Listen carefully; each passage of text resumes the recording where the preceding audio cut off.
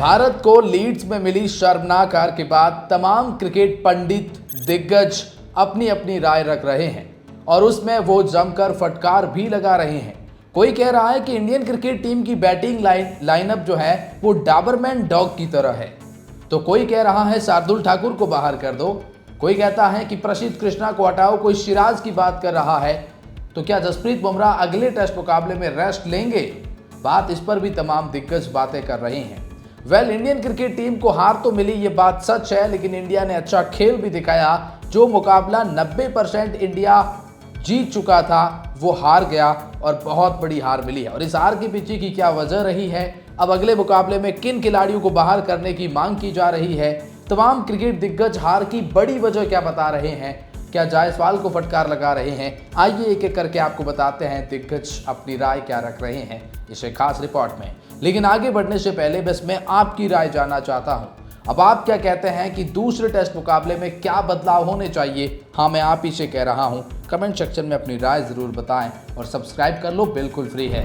सुनील गावस्कर साहब कहते हैं कि सबक सीख लिया है, भारत की शॉकिंग हार पर बड़ा बयान, कोच गंभीर को भी दी है बड़ी सलाह। जी हाँ, सुनील गावस्कर ने इंग्लैंड की इस जीत का पूरा श्रेय दिया है इंग्लैंड को। गावस्कर ने कहा, पूरा श्रेय इंग्लैंड को जाता है। भारत की ओर से 5 शतक बनने के बाद भी इंग्लैंड ने जीत हासिल करी है।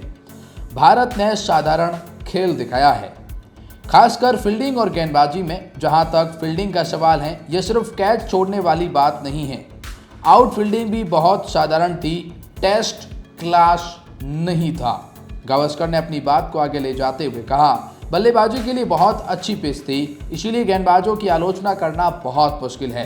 बुमराह ने बहुत अच्छी गेंदबाजी की, अगर कोई कहता होता तो थोड़ा टाइट रहता, इससे बहुत मदद मिलती। लेकिन ये पहला टेस्ट है, उम्मीद है कि सबक सीख लिया होगा। अगले मैच के लिए 8 दिन है। गावस्कर ने खिलाड़ियों की वैकल्पिक अभ्यास से दूर रहने की सलाह दी है। गावस्कर ने कहा कि अगले कुछ दिनों के लिए आप आराम कर सकते हैं, लेकिन उसके बाद आपको गंभीरता से अभ्यास में लग जाना चाहिए। इस वैकल्पिक अभ्यास को एक तरफ रख दीजिए, आप यहाँ भारत के लिए खेलने आए हैं, इसीलिए आप इस तरह से अभ्यास करते हैं कि आप अपना सर्वश्रेष्ठ प्रदर्शन दे सकें। गावस्कर की ये बहुत बड़ी सलाह है। गावस्कर ने एक और सलाह दी है कि शार्दुल को प्लेइंग 11 से करो बाहर, जितना है दूसरा टेस्ट मुकाबला तो इन 2 खिलाड़ियों को जगह देनी होगी।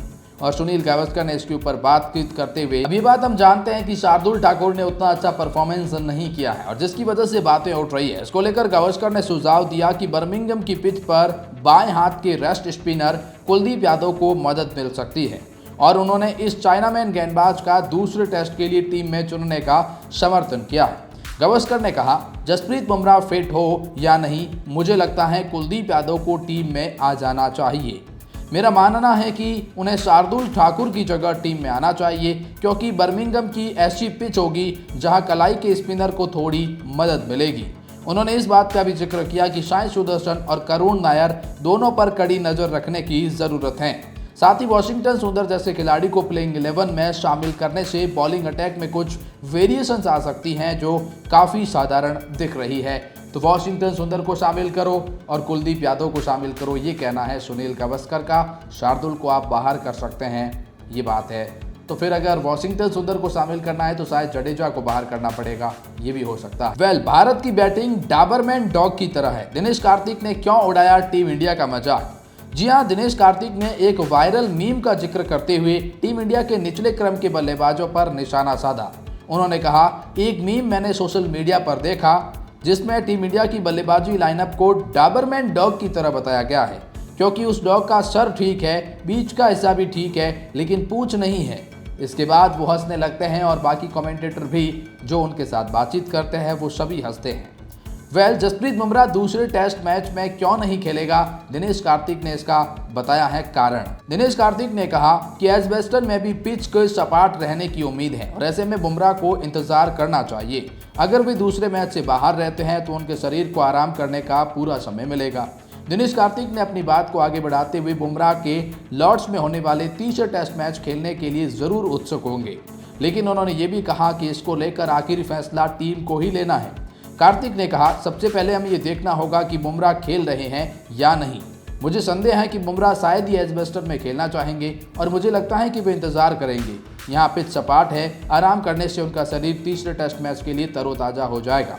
दो स्पिनर के साथ भारतीय बैटिंग कमजोर। दिनेश कार्तिक कहते हैं कि पहले टेस्ट मैच में बुमराह ने काफ़ी अच्छी गेंदबाजी की और वो जितना आराम करेंगे उनके लिए बेहतर होगा। मुझे लगता है कि वो लॉर्ड्स में खेलना पसंद करेंगे, लेकिन यह इस बारे में नहीं है कि वह क्या चाहते हैं, बल्कि ये भी है कि टीम को क्या लगता है, उन्हें क्या करना है। कार्तिक ने प्लेइंग 11 में दो स्पिनर को शामिल करने के बारे में कहा कि इससे आपकी बल्लेबाजी कमजोर हो जाएगी।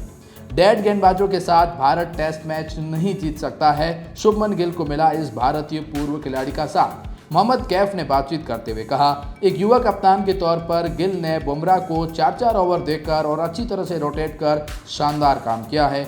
उन्होंने बेन स्टोक्स से बेहतर नेतृत्व किया है। शाबाश, थम्स अप। असहाय कप्तान क्योंकि ये डेड गेंदबाजों के साथ खेल रहे हैं, एक बुमराह बाकी आधे जडेजा। मोहम्मद सिराज, प्रसिद्ध कृष्णा और शार्दुल से कोई समर्थन नहीं मिला। आप 1.5 गेंदबाज के साथ में मैच नहीं जीत सकते हैं, डेड गेंदबाजों के साथ नहीं। एक बुमराह आधा जडेजा है ये मोहम्मद कैफ कह रहे हैं। उन्होंने बहुत अच्छी कप्तानी की और मुझे अच्छे लगे हैं। उन्होंने अपने संसाधनों का अच्छे से इस्तेमाल किया है। गैफ ने गिल की तारीफों में पड़े कसीदे हैं। उनके बनाए रनों से ज्यादा नुकसान। इंग्लैंड के इस दिग्गज का चौंकाने वाला बयान। इस युवा भारतीय को बताया भारत की हार का दोषी। जी हाँ, जॉफरी बॉयकॉट ने अपने टेलीग्राम के लिखे कॉलम में कहा कि भारतीय फील्डिंग को लेकर सवाल उठाए हैं। जायसवाल का 3 कैच छोड़ना उन्हें महंगा पड़ा है। उन्होंने लिखा कि बुमराह और मोहम्मद सिराज ने सुबह के सत्र में अपना सब कुछ झोंक दिया, लेकिन उन्हें एक भी विकेट नहीं मिल सका। भारत को इस बात का दुख है कि आखिरी दिन उनके 2 सर्वश्रेष्ठ गेंदबाज एक भी विकेट नहीं ले सके। ऊपर से पूरे मैच में भारत की कैचिंग खराब रही और ग्राउंड फील्डिंग भी खराब रही है। जेफरी बॉयकॉट ने इस दौरान भारतीय गेंदबाजों को लेकर भी सवाल उठाए और टीम इंडिया की गेंदबाजी को लेकर सेकंड स्ट्रिंग बताया। जेफरी बॉयकॉट ने कहा, भारत सेकंड सीम साधारण थी। शार्दुल ठाकुर के पास कोई गति नहीं है और कोई स्पीम या सीम भी नहीं है। यह खुद की मदद करो वाली बात है, बस ढेर सारी मुझे मारो गेंदे, ऐसी कुछ बातें हैं। ये कह रहे हैं कि भारत की गेंदबाजी अच्छी नहीं थी। अच्छा, गिल में रोहित और कोहली जैसी झलक नहीं है। इंग्लैंड से हार के बाद इंग्लैंड के पूर्व कप्तान ने ये बहुत बड़ी बात गिल के ऊपर कही है कि यार वो रोहित वाली, वो विराट वाली बात गिल में नहीं दिखाई देती। ये नासिर हुसैन ने बातचीत करते हुए कहा, मैंने देखा है कि कोई तरीका ढूंढने की कोशिश कर रहा था। गिल के पास मैदान पर रोहित और विराट जैसी झलक नहीं दिखी। मुझे लगा कि वह सक्रिय होने की बजाय प्रतिक्रिया दे रहा था। जब रोहित और कोहली टीम की कप्तानी कर रहे थे तब आपको देखकर ही समझ आ जाता था कि कौन नेतृत्व कर रहा है, लेकिन इस मैच में मुझे लगा कि 2 या 3 कप्तान हैं। ऐसा लगा जैसे एक समिति टीम का नेतृत्व कर रही है। उन्होंने कहा, टीम की यह स्थिति मुझे चिंतित करती है। भारत के पास लंबे समय से रविचंद्रन अश्विन, रविंद्र जडेजा, अक्षर पटेल जैसे शानदार स्पिन गेंदबाजी हैं। वे हालांकि इंग्लैंड में अब भी एक तेज गेंदबाज ऑलराउंडर की तलाश कर रहे हैं, बल्लेबाजी जो कर सके। और ये बात इन्होंने बिल्कुल सही कही है कि भारत को एक ऐसे बल्लेबाज ऑलराउंडर की ज़रूरत है, लाइक हार्दिक पांड्या जैसे। और इसीलिए उन्होंने कहा कि हार्दिक पांड्या ही टीम को बचा सकते हैं। नासिर हुसैन ने हार्दिक पांड्या की डिमांड भी कर दी।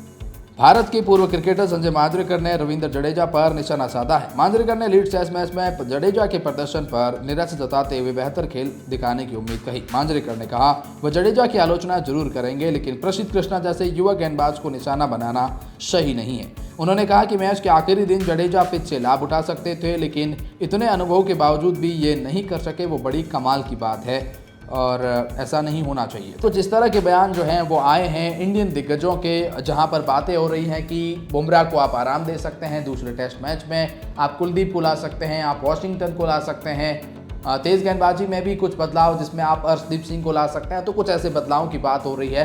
वेल, आप क्या सोचते हैं कि आने वाले मैचों में क्या होना चाहिए और क्या नहीं, कमेंट सेक्शन में ज़रूर बताएं।